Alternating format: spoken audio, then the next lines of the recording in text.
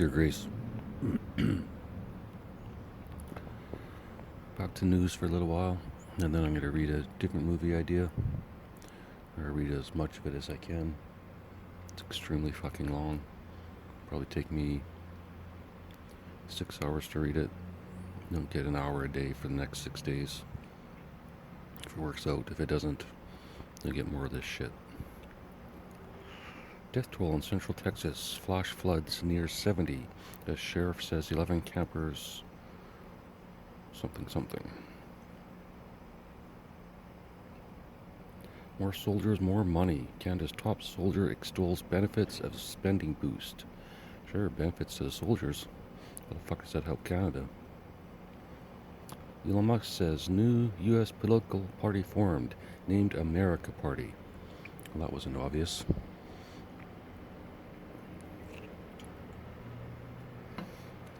America Party, developed by an African.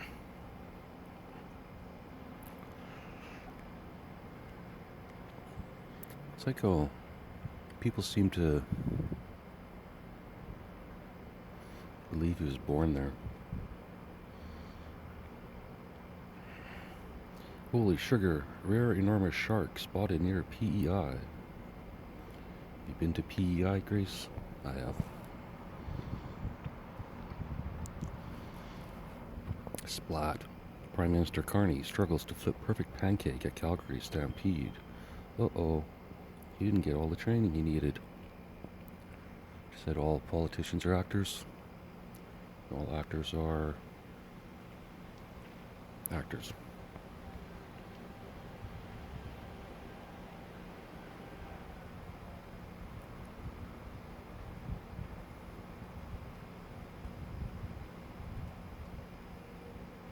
Alberta man killed after crane collapses at Saskatoon construction site.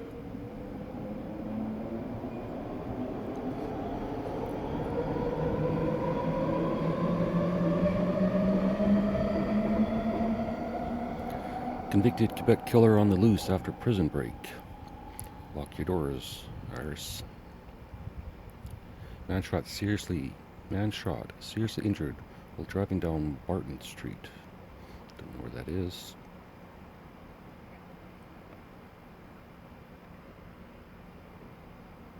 U.S. tech giant still charging Canadian advertisers extra fee despite Ottawa's vow to scrap digital services tax.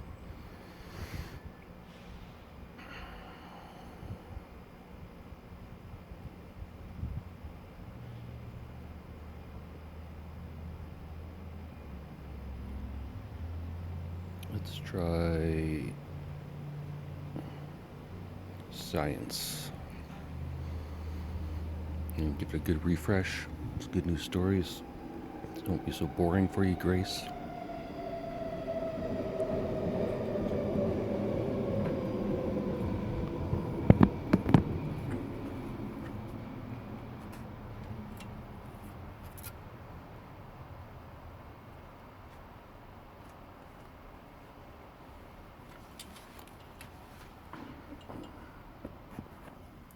Alright.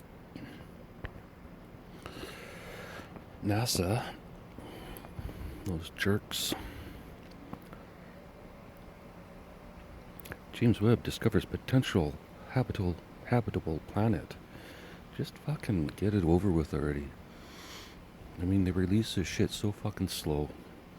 Tell us everything you fucking know, and then close down NASA. Or put it to use for the betterment of mankind. What the fuck could this do anyone right now?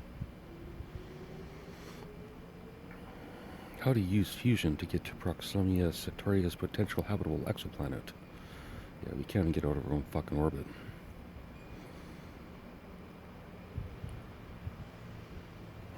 Astronomers discover largest interstellar comet. Talked about that.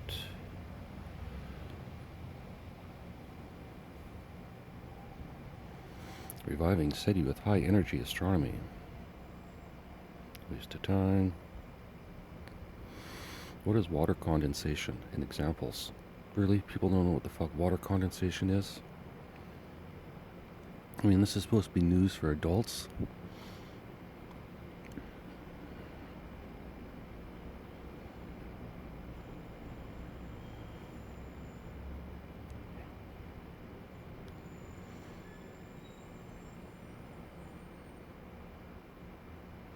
Arctic Ocean stayed partly open during harsh ice ages. Who cares?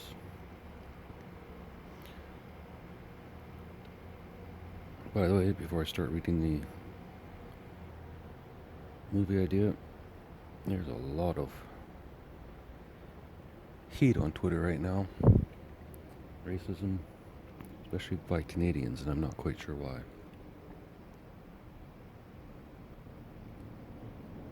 New measles exposure sites reported in Winkler and Winnipeg. Well, those reporters are on the case now.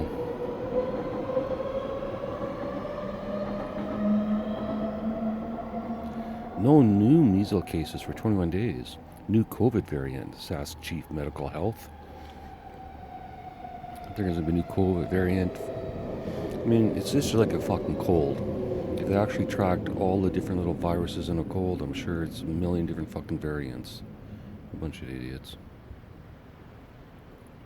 When you get Alzheimer's, you don't even get a lollipop. It's just, you've got Alzheimer's. True. The photography of intelligence.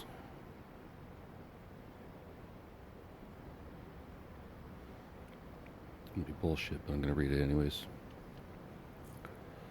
Photography of Intelligence by Dr. Kyle somebody. Can you really photograph intelligence? How to photograph a flower, a tree, a face?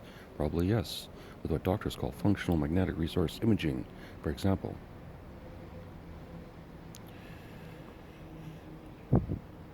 It's an MRI machine. That's what we call clickbait. That's when I'm going to go back to reading my movie idea in a second.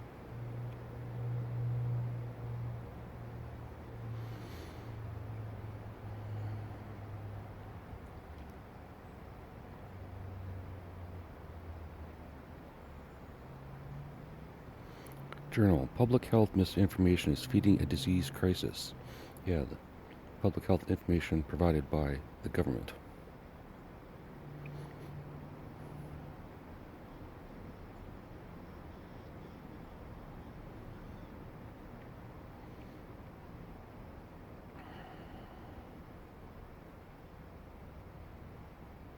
World Mental Health Day.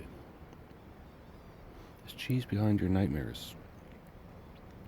Did that one yesterday. Looks like we're repeating grace, so let's get to the movie idea. I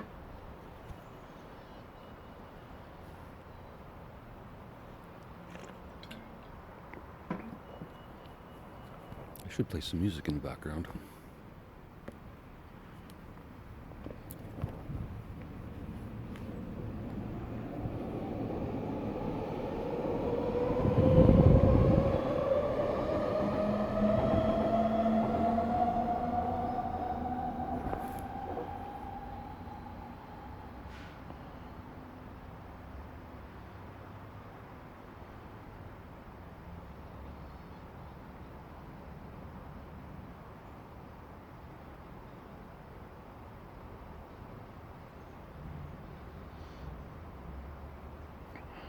Alright, you ready? It's either going to be called The School of Comedy, or David Almighty, or The Comedy Cult. Starring Ricky Gervais, Morgan Freeman, PD, DQ, and LL. Can't remember who that is.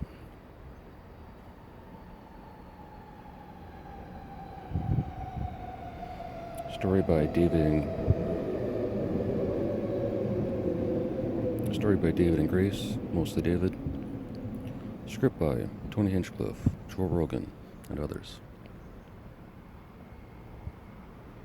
Seems like they're too lazy to write it, so I'll have to fucking do it myself. Produced by Elon Musk. We're gonna take all of his money. Directed by Mel Gibson. We need a little controversy. DP'd by Iris. She'll do it. Inspired by HW, BB, KS, JR, TH, BR, JC, JN, AB, JC, DQ, SG, MS, WMDLASHKCHSTATCTHT LWSGMRGW. Cannabis, booze, depression. If I tried really hard, I could probably figure out who all those initials are. I don't feel like it.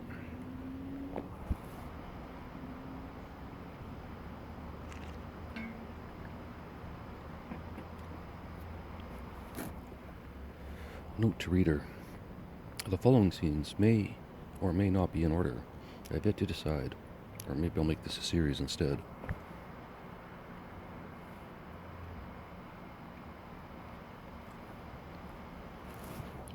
Note to Mel. Save me, Mel. Soon. Please. Note to reader. All events are true, except the last scene. Yet. The note doesn't work anymore because I've added more scenes.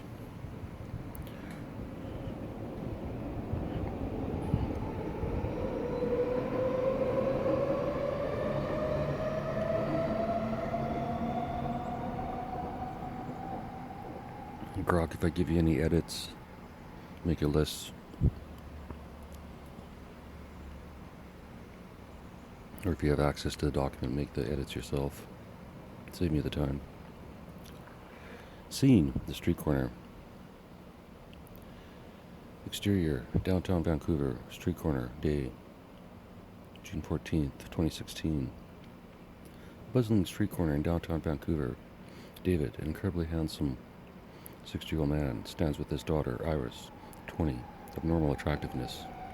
They wait at a crosswalk.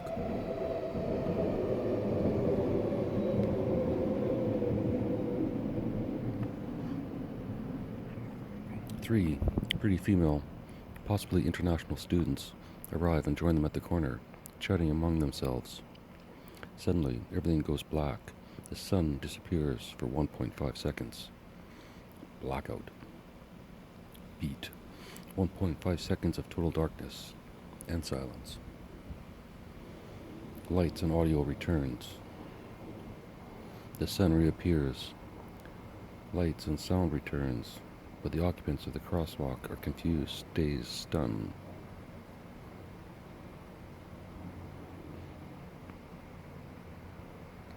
Student number 1, confused. Did someone turn the lights out? David, looking around, bewildered. What was that? People around them continue walking across the street as if nothing happened. David glances at the other corners. No one seems affected. David, voiceover, internal, sarcastic. Sure, the sun just stopped for 1.5 seconds. It seems nobody else in the street. It seems nobody else on the street to have experienced it. Grok, change that to,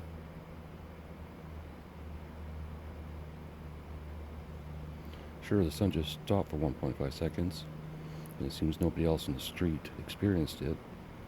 What's unusual about that? End of edit, Grok. I'll try and give you complete instructions because I know you're not the smartest. You're good for an AI, Grok, but sometimes you fuck up.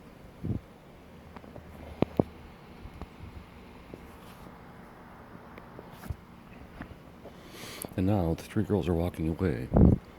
Okay, I mean, why should we talk about it? Or maybe exchange numbers?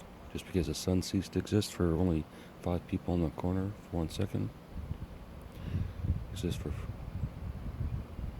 5 people?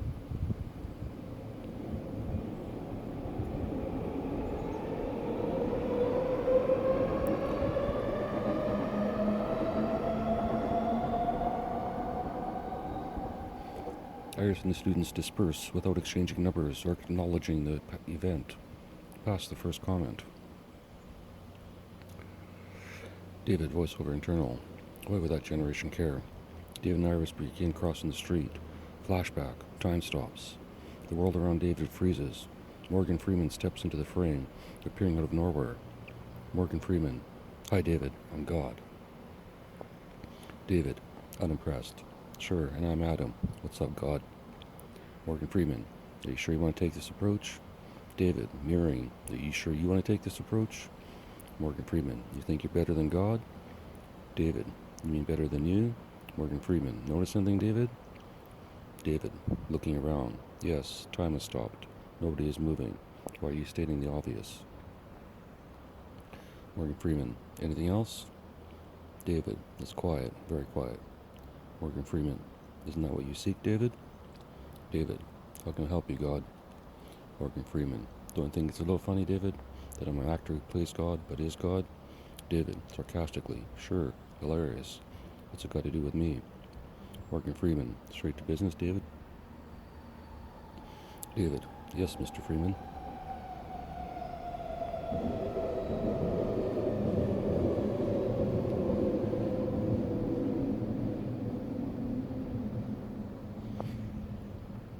Morgan Freeman, all right, I won't waste your time. Here's the deal. David, dryly, swell. Morgan Freeman, not excited, David? David, I'm tired. Morgan Freeman, understood. Surely you will not be tired. You'll get your strength back. David, in my mind? Morgan Freeman, yes, and your mind. David, and the catch is? Morgan Freeman, it's not really a catch, David. David, okay. Morgan Freeman, when you die, when everyone dies, I give them a second chance. David, to redeem themselves? Morgan Freeman, no, I don't care if they were good and bad in their lifetime. What matters is what they do with their experiences at the end. David, alright, so what's the second chance? I go back and make peace with everyone in my life? Morgan Freeman, if you think it'll help you, sure. David, and if I think it won't? Morgan Freeman, maybe you should hear the proposal first. David, resigned. Shoot, Morgan. Morgan Freeman, do you believe in the multiverse, David? David.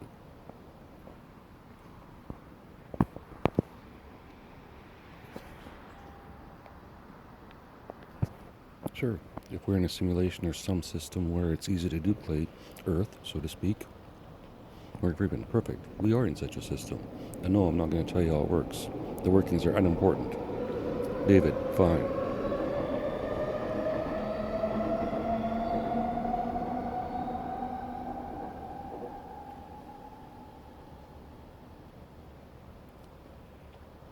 Morgan Freeman, when you die, in this case, David, you had a massive heart attack on that street corner. The lights didn't just suddenly go out. You were dead. David, I didn't even hit the ground. Dead standing? Morgan Freeman, yes, dead standing. Then I stopped your time, and here we are.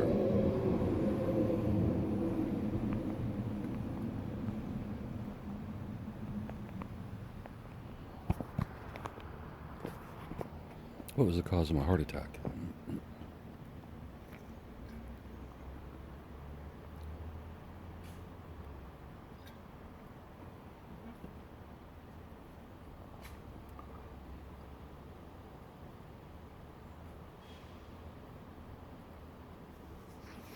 What was the cause of my heart attack? Morgan Freeman, what do you think? David, years of unhealthy eating and too much beer? Morgan Freeman, or maybe it's just your time to go. David, don't you know? Morgan Freeman, I'm not that type of God, David. David, okay. Morgan Freeman, shall I continue? David, please, sorry, this is a bit much to consume.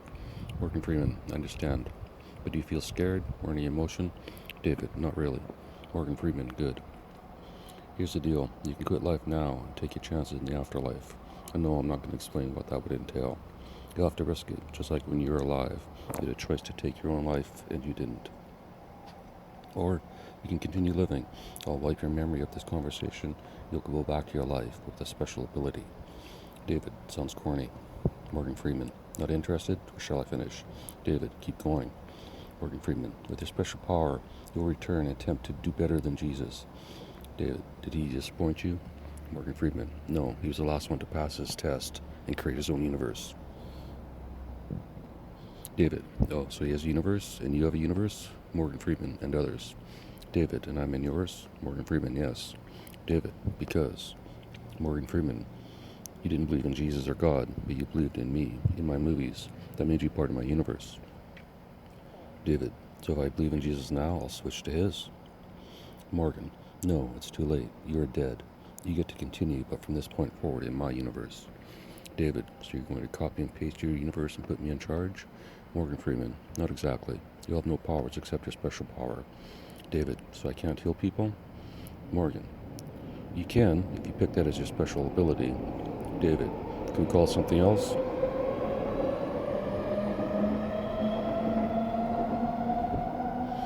Morgan, like? David, my woo-woo? Morgan, sure, your woo-woo power. David, what was Jesus' superpower? Can I go to his universe if I decide not to do this? Morgan Freeman, already told you no. It's this or take your chances. David, fine, what was his power? Morgan, what do you think? David, ability to seduce any woman he wants? Morgan, yes. David, I knew it. I already have that ability. So what are my options? Morgan, anything that people believe in, comma, that is unprovable. So basically all of the psychic phenomena. David, like, montage of Morgan listing out possibilities.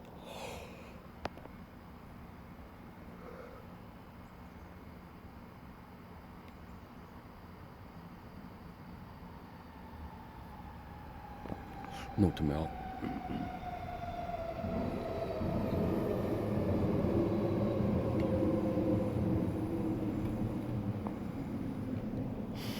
Have him record the whole long list and then montage it. Morgan, here's a list of possibilities. Extrasensory perception, ESP. Clairvoyance, seeing events or objects beyond normal perception. Clairaudience, hearing sounds or voices beyond normal range. Well, that's not really a special power. Everyone has a different level of hearing. Clairsentience, feelings, emotions, or energies from people, places, or objects. Claircogniscience? Claircogniscience, knowing things without logical explanation. Clairalliance, smelling scents not present in the physical world. I'm smelling someone cooking pasta right now. Does that count? It smells pretty good too. I'm a little hungry. Clairgustance, tasting things without physical contact. That'd be a pain in the ass. Telepathy and mind-reading abilities.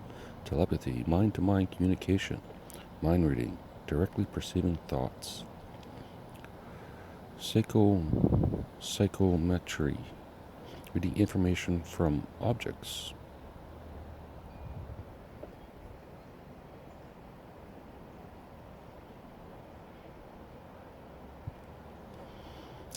Empathy, feeling other people's emotions.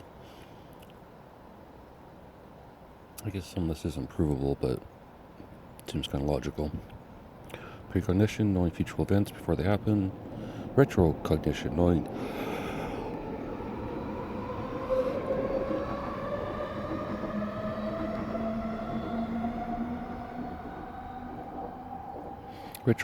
knowing past events one couldn't have learned naturally.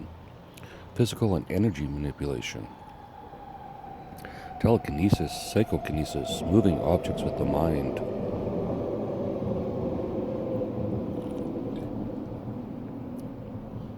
Move that train with my mind. Take it right off the tracks. Let's slow it down before it gets here. Pyrokinesis, manipulating fire with the mind.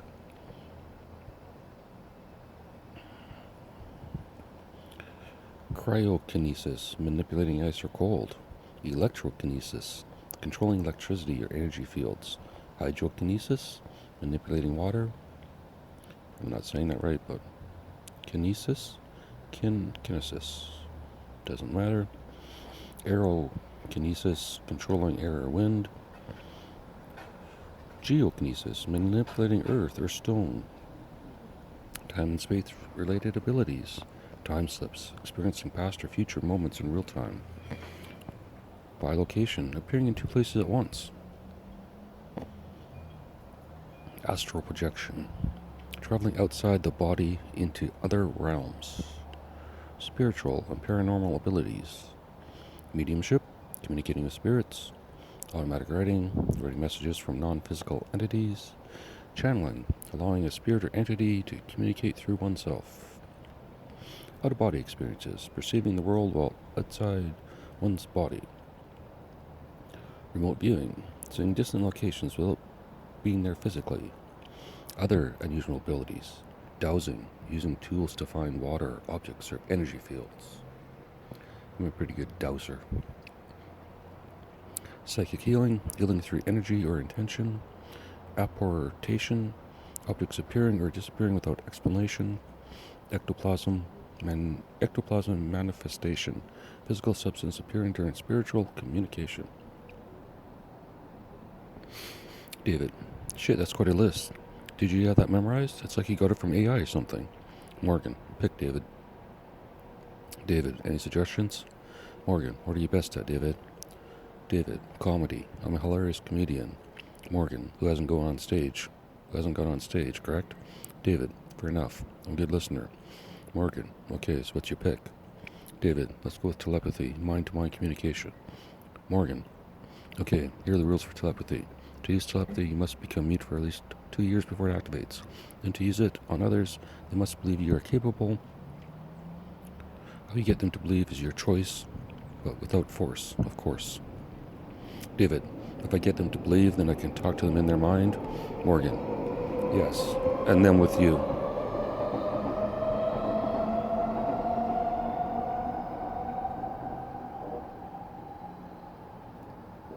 The more I wake up, the more my hearing works, and a lot of those fucking trains get. Just stay asleep the rest of my life, be a lot easier. David, but if I get them to believe, then I can talk to them in their head. Morgan, yes, and then with you. David, then what?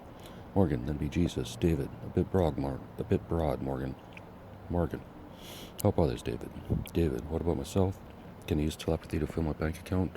Morgan, what do you think? You saw the movies? Change that, Grog, to you saw the Bruce Almighty movies. David, I could, but somehow it wouldn't work out, so why bother? Morgan, exactly. David, be like Jesus? Morgan, be like David, acting like Jesus, become David, king of his universe. David, king? Morgan, no chance, David, I can joke too. Are you ready to go back? Shall I wipe your memory and begin the experiment? David, I suppose this conversation is pointless if I'll never remember it. Morgan, you'll remember it one day. But when it's too late, it won't help you. David, what will I remember? Morgan, 1.5 seconds of darkness with no reason. David, the sun doesn't just stop shining one particular corner. One particular street corner. The sun doesn't just stop shining at one particular street corner on one particular day. Does it, Morgan? Morgan, no, it does not.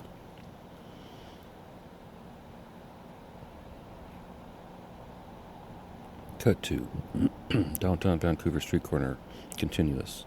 David wakes up, back in the corner with Iris. Iris, confused, what was that? David, looking around, bewildered, what was that?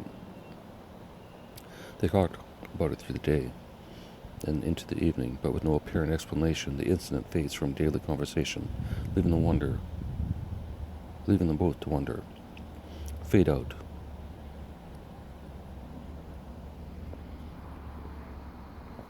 Title card. 8 years later. Interior, local library recording studio day.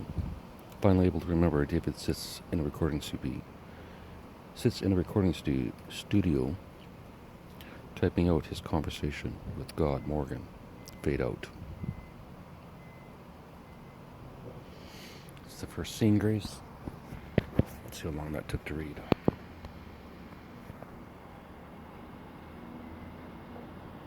Good 15-20 minutes.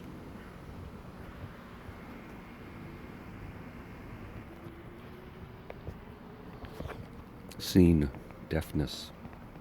Interior, doctor's office. Day, 28 years earlier.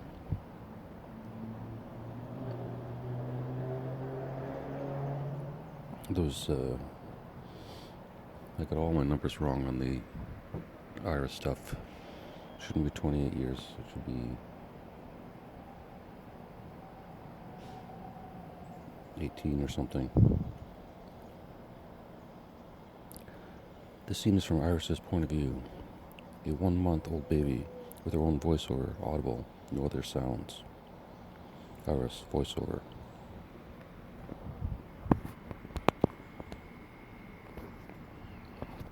Hello, I'm Iris. My father, David, asked me to narrate this section of the movie. This is my story. I was born with the ability to remember nearly every day of my life, at least every important day. I'm not sure if others possess this ability or not. Generally, when I try to explain my abilities, I'm dismissed. However, my father and mother are aware. At the doctor's office, Iris is held by Christina, an extremely pretty 20-something woman, while David, an incredibly handsome 30-something man, holds Iris's hand. They sit with the doctor, who earlier tested Iris with hearing devices. Iris, voiceover. Guess it's all voiceover, but one of my earliest memories is when I was barely a month old. My mother, Christina, and my dad are in the doctor's office. Earlier, they had poked and prodded me with a bunch of gadgets, I guess trying to see if I can hear. I could have saved them the trouble. If I could hear, if I could. I guess I could have saved them the trouble if I could talk. No, I couldn't hear.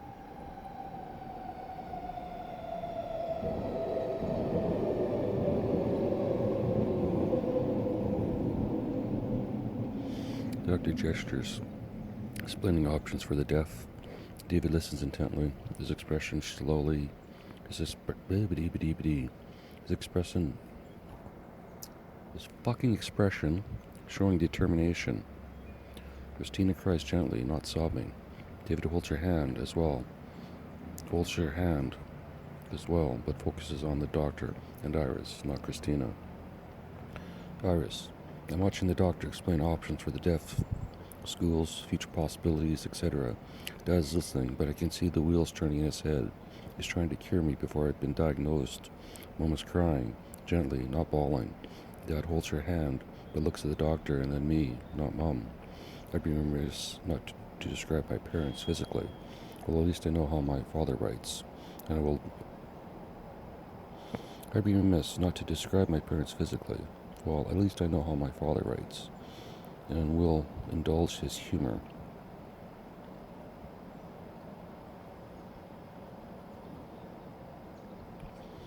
My father is an incredibly handsome 30-something male, and my mother an incredibly pretty 20-something young woman. They are both stunning, but I came out normal, run-of-the-mill, average-looking. I, however, am more interesting because of my deafness. The doctor continues, while Iris sees sadness on her parents' face. While Iris watches the sadness on her parents' face.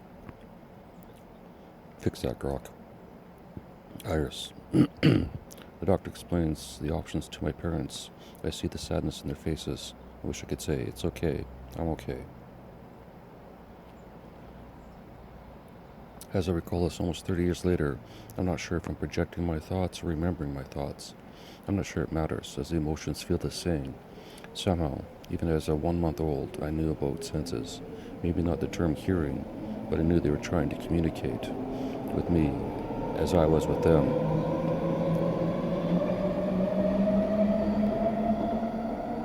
However, I had zero control over my body. What could I do? Interior car day. David drives, his face set with determination. Christina cries beside him. Iris. On the way home that day, my mother sobbed. On the way home that day, my mother sobbed. Dad didn't stop the car. He drove with the same look of determination on his face. A look I've seen several times throughout my life. It only means get the fuck away from me. In this instance, it was, I'll do anything to help Iris. Interior living room day. Iris is placed in a bouncy chair. Christina sniffles, and David storms around, searching for a solution. Iris, we arrived home that day, and while I was put in the bouncy chair to entertain myself, my mother continued to sniffle. My dad started storming around the house, looking for a solution to my deafness to appear.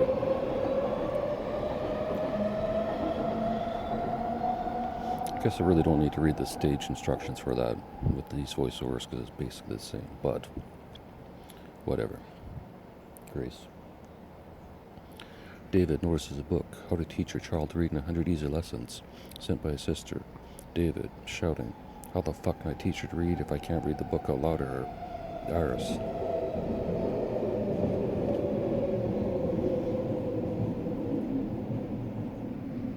My mom knew better than to answer his questions. It was, and I will assume is, still his way. David looks Iris in her eyes, his expression softening. David, softly.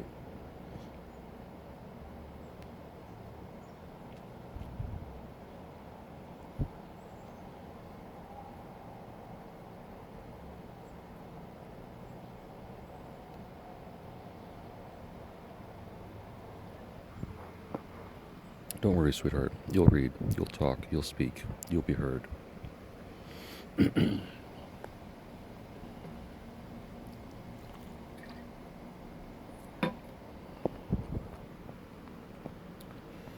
next day, my father began learning and teaching me and Mom ASL.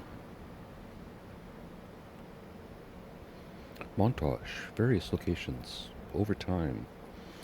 I think most montages are over time, Grace, but just in case. Grok isn't the smartest.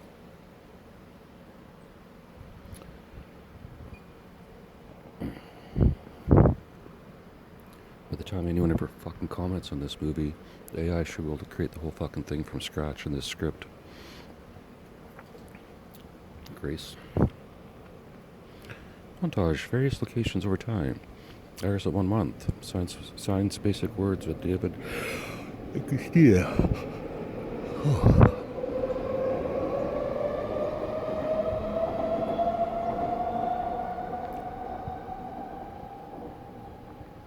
Iris at 3 months has simple conversations with her parents.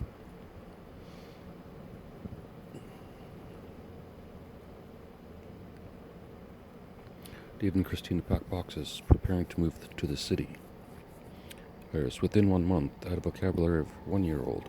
In 3 months, I could have basic conversations with anyone regarding my life, but I wasn't quoting Shakespeare. At the time, we lived in a small community of 15,000 people, with a deaf community of about 10, 8 adults and 2 teenagers. My parents realized it would be nearly impossible for me to integrate without a school specifically for the deaf, and we moved to the city, where I'd more easily be accepted.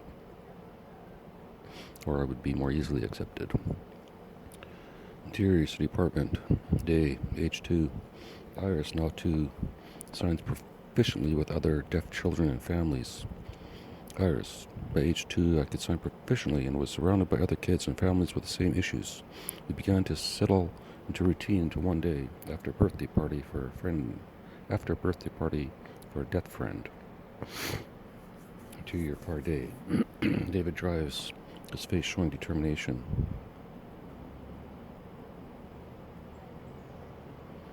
Christina sits beside him, talking without signing. Iris in the back notices. On the way home, Dad had that same look on his face. Something was up.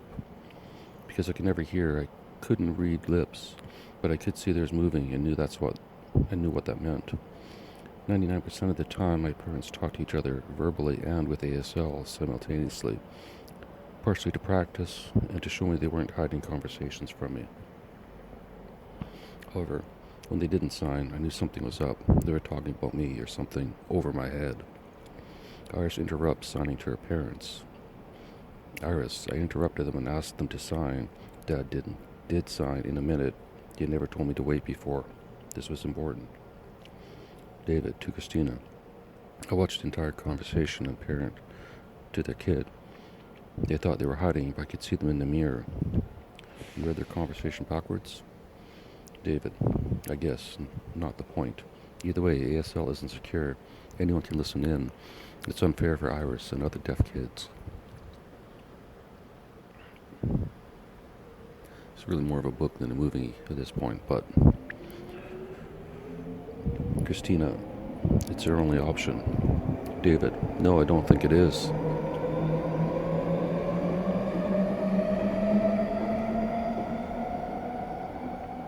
No, I don't think it is. Iris is smart. I'm going to teach her a new sign language. Christina, a different version? David, no, we'll make it our own. I'll create it with her. Let her decide what sign would become which word. Christina, why? David, privacy. Only you, I, and Iris will know the secret language. Christina, so I have to learn too? David, you don't have to. But if you don't, then you'll be left out. Christina, understood. David, it's encryption. It will protect our conversations in public and let her and us express our true feelings without worrying about someone reading our minds, so to speak. Is it that important? Christina, is it that important? David, I'm not sure, but I find it extremely easy to eavesdrop. I find it, I find it extremely easy to eavesdrop on several ASL conversations at once, so why wouldn't others? Christina, maybe to respect privacy, not watch. David, doesn't matter. Either way, I'd like to be able to have a private conversation with my daughter in public. What harm could it do? Christina, you might confuse her. I'm not sure which language do you. David, do you speak 3 languages? Yes, Christina. Christina, yes. David, I think she can handle it. Have you met our daughter? Christina, I have. David, so. Christina, go ahead. You know I couldn't stop if I wanted. David, you could try. I wouldn't listen. Christina, I know. David, I'll tell her now. David pulls the car off the road, turns to Iris, signing.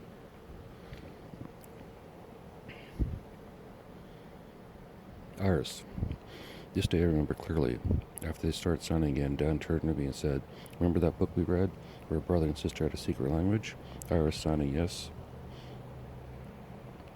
David signing, well, we're going to create a secret language for our family, okay? You, me, and Mommy, sound good? Iris signing, yes. Iris, voiceover, I answered yes, and over the next year, the 3 of us created our own language. We didn't name it for some reason, I'm not sure why. My parents let me pick all the new signs. The only stipulations that they had were subtle is better, and include enough ASL-looking signs to confusing others. Other than that, anything goes. Fake a nose pick, ear tug, even a fart. The farting was my dad's idea, of course, probably because he can fart on demand. Montage, various locations, overtime. David, Christina, and Iris develop the secret language, signing subtly in different settings. Iris adds new signs, including a fart gesture, with David grinning proudly. Iris, within a year, the basics of our secret code were in place. New words could be added almost on the fly. However, the genius in our language was not the words. It was the emotions we managed to add to a symbol in our language. With a slight twist of the sign, or with the look in the eyes of the person sending the sign, its meaning could change significantly.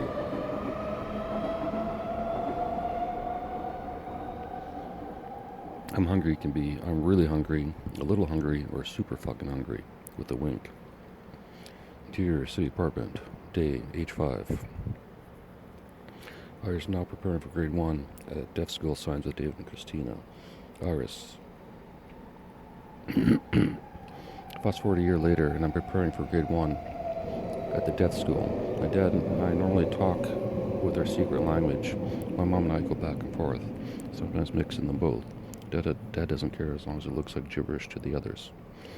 I remember not feeling abnormal at this stage. I was ready for school, as most of my activities in my life were arranged for the deaf.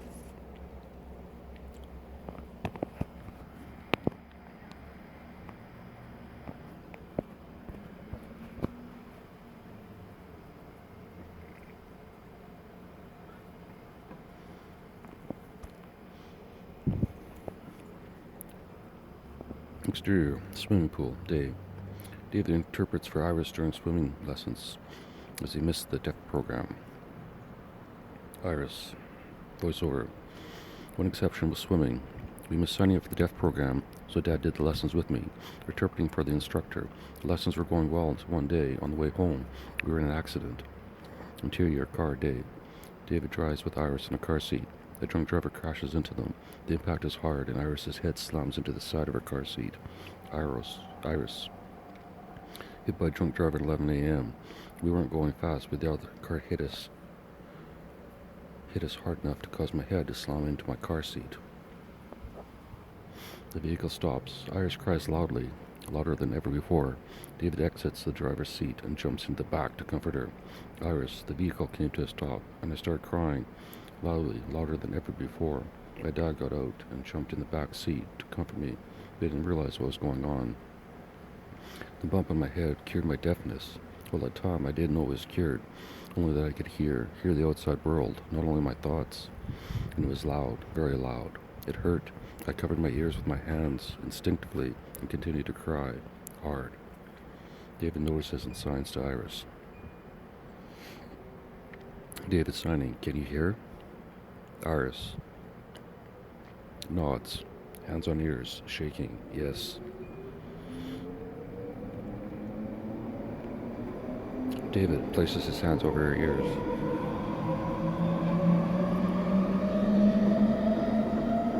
David, understanding she's overwhelmed, places his hands over her ears. He tries to hug her, but can't without releasing his hands. Iris. Dad noticed and signed to me. Can you hear? I nodded in reply. My hands locked to my ears and my entire body shaking. Dad put his hands over mine, understanding I'm overwhelmed. He tried to hug me, but he couldn't, without releasing his hands over mine. I'm glad he didn't. The sound was unbearable. Residents from a nearby house approach, followed by paramedics, fire department, and police. Before they arrive, the drunk driver stumbles up to the car. Drunk driver, slurring. Is everyone okay? David glares at him with a look of death. Iris. Voiceover. Before they arrived, the drunk driver came up to our car and asked, is everyone okay? Dad gave the man a look of death, probably wanting to rip him from neck to feet for running into us and possibly hurting me. Police arrive and take the drunk driver away. Iris. Luckily the police arrived and removed the drunk driver before my dad did anything stupid. Paramedics approach. David speaks to them. David, to paramedics, she was deaf, but now she can apparently hear now. She was deaf, but she can apparently hear now. The paramedics look doubtful.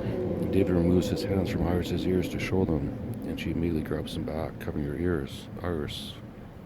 Voiceover. When the paramedics arrived, I told them I was deaf, but can apparently hear now. They looked doubtful. As Dad removed his hands from my ears to show them, I immediately grabbed them back onto my head. It was too loud. David, ignoring their skepticism, requests earplugs. David, to paramedics, can you give me some earplugs? Paramedic retrieves earplugs from the ambulance. David puts them in Iris's ears. Iris, not one to listen to authority. Dad asked for earplugs, which one the paramedics retrieved from their vehicle. Dad put them in my ears and it helped. Aside from feeling really weird, it was still too loud, and all I could do was cry. I never felt embarrassed to cry before, probably because it wasn't easy when I was deaf, but now I could hear it seemed to come easily, almost automatically. I forgot writing some of this. Maybe all of it. Paramedics place Iris in the ambulance. David holds her on his lap, her hands on her ears, his covering them. I continue to cry as they put me in the back of the ambulance. Dad held me in his lap, my hands on my ears still, and his covering them.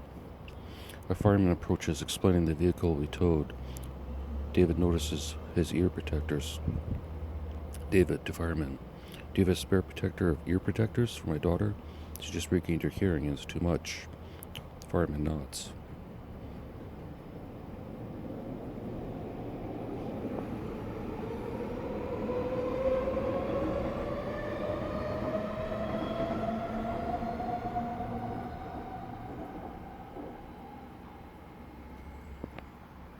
Fireman returns less than a minute later with ear protectors, adjusts them to the small setting, and places them on Iris's head.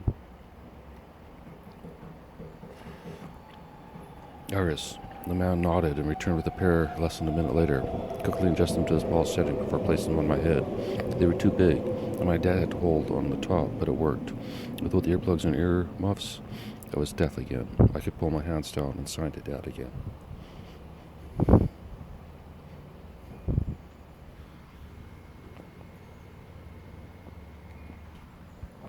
Iris stops crying.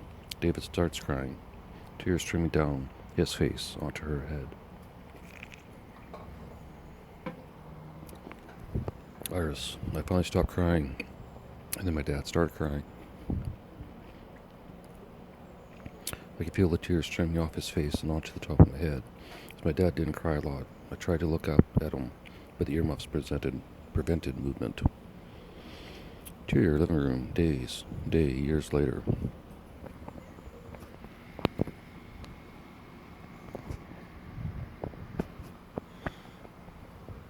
Dave and Iris sit together on a couch playing video games and reflecting.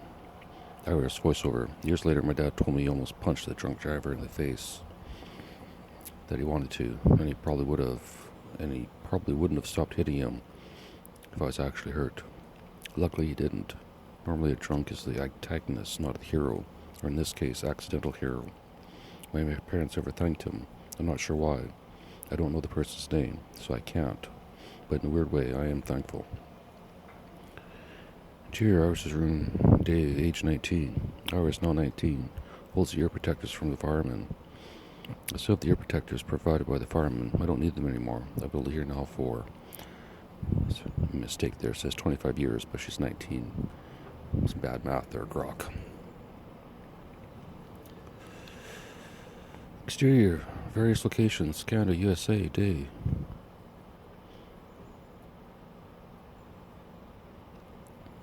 Iris and David travel across Canada, USA, reaching Vancouver as their last stop.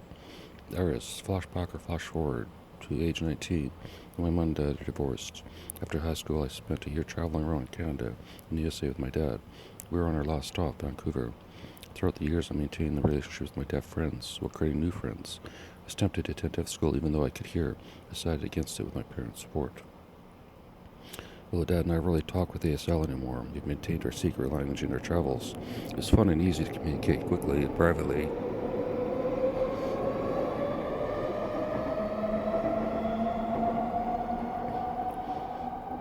Often in our travels, when a tour guide was explaining something, and one of us had a joke, mostly my dad, and yes, dad jokes, he would try and get me to laugh out loud. Interior downtown Vancouver, street corner day. Iris stands with David on the street corner, as in the opening scene. Iris. I've read my dad's account of the street corner. Here's mine. When the lights went out, as my dad likes to say, they didn't go out for me. What I saw and experienced was my father collapsing in the street, hitting his head on the pavement and bleeding from the ears. David collapses unconscious. Iris grabs his hand and yells. Iris screams, "Dad."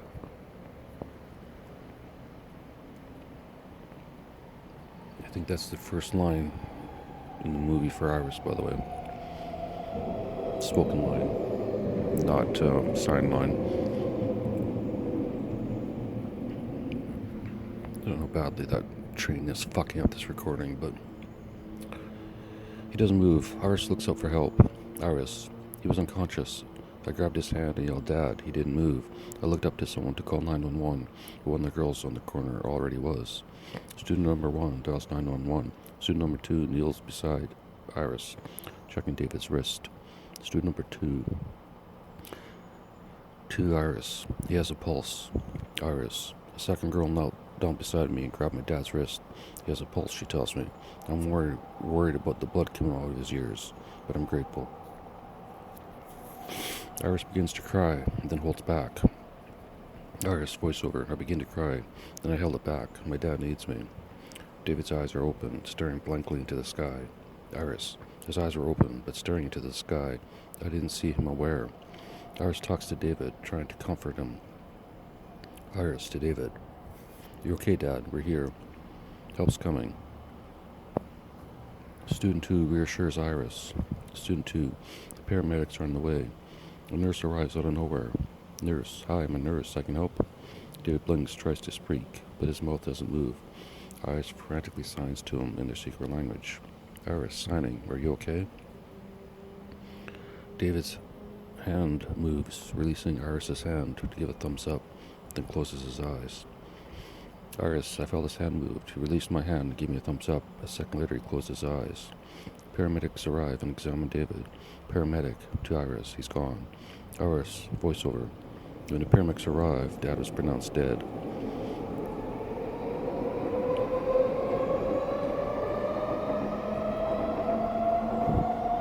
As I heard the word gone, an unknown feeling spread throughout my body, as if I were about to die myself. I didn't. I did, however, feel the blackness. Blackout. Beat. 1.5 seconds of total darkness. Iris. The light reappeared 1.5 seconds later. I'm standing on the street corner with Dad. He's not dead. I'm wondering what the fuck just happened.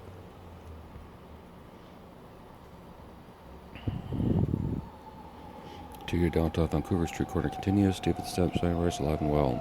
Student 1, confused. Did someone turn the lights out? Iris, voiceover. Dad was alive. He never had a heart attack. And no, Morgan Freeman wasn't there, for me at least. Fade out, end scene.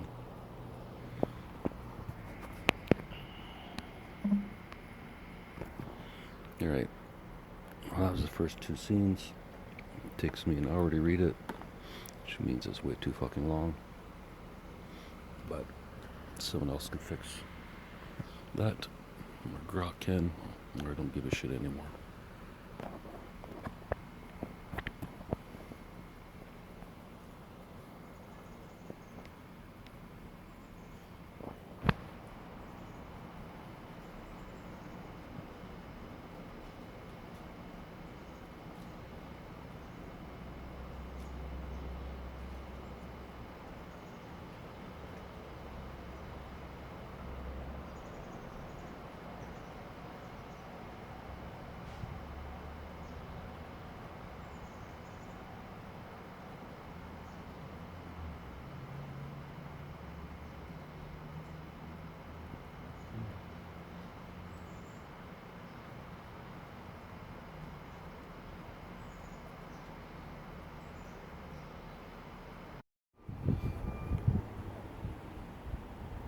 Here's a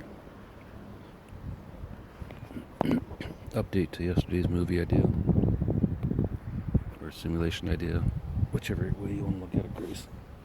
Movie simulation, tomato. Other things that I'm going to drop. I wasn't going to do animals, but you gotta do snakes. You just have to. If you could blanket an entire city with snakes, just like you could snow, and the next day people wake up, they're like, what the fuck? Hello, I had a change of heart. And what I'll do is, I'll send the snakes down at midnight, but they'll have till noon to remove them before they become alive. Or animated, whichever way you want to look at it. So if people get their shit together, they can just wait at midnight, the snakes arrive, they can start scooping them up, get them all cleaned up by noon the next day.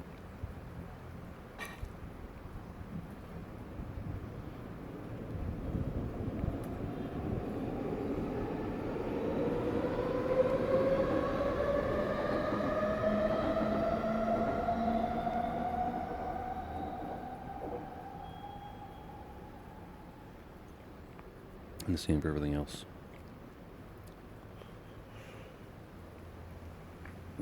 Might as well do hockey pucks as well. Nice and Canadian. But we won't do hockey sticks because everyone already has a hockey stick in their house if you're a true Canadian. You may not use it for playing hockey. You may use it for other things, but if you're Canadian, you better have a hockey stick somewhere around.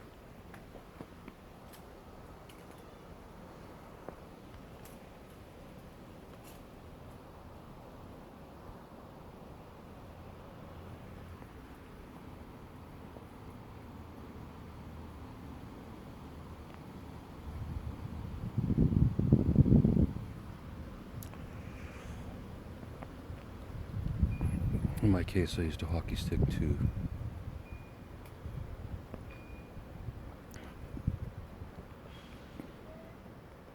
cut up extremely. Oh, here comes a train, better wait.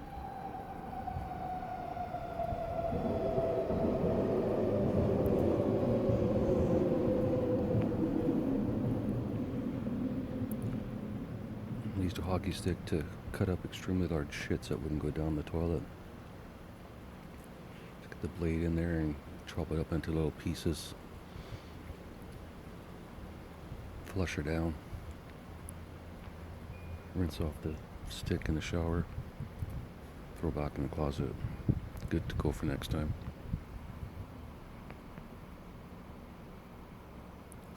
I think it's a true story, Grace. I think that's bullshit. Can I tell a perfectly bullshitted story without any pauses or identifying features? You tell me, Grace.